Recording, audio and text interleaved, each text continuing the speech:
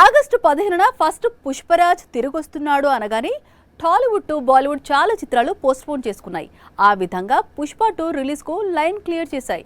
కానీ same situation Christmas కు repeat అయ్యే అవకాశాలు తక్కువ. అందుకే icon safe side చూసుకున్నాడా? Christmas season అంటే బాలీవుడ్ మార్కెట్ లో చాలా పెద్ద సీజన్. అందుకే ఈ సీజన్ లో వచ్చేందుకు నార్త్ సైడ్ హీరోలు ఎక్కువగా ఇంట్రెస్ట్ చూపిస్తుంటారు. మరోవైపు హాలీవుడ్ నుంచి కూడా క్రిస్మస్ కానుకగా బిగ్ ఫిల్మ్స్ రిలీజ్ అవుతుంటాయి.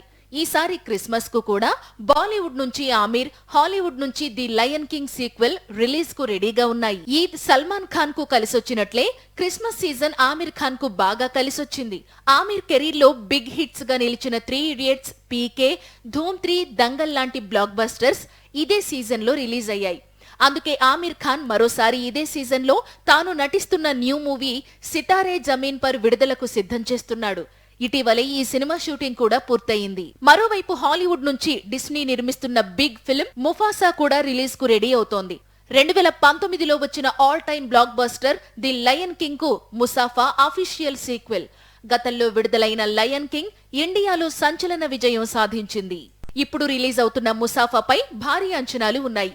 అందుకే ఇటు ఆమిర్ మూవీతో అటు హాలీవుడ్ చిత్రంతో పోటీపడి తక్కువ స్క్రీన్స్ లో పుష్ప సీక్వెల్ ను రిలీజ్ చేయడం కంటే ఎవరితో పోటీ లేకుండా సోలోగా డిసెంబర్ 6న ప్రేక్షకుల ముందుకు వస్తే బెటర్ అని ఫిక్స్ అయ్యాడు అల్లు అర్జున్.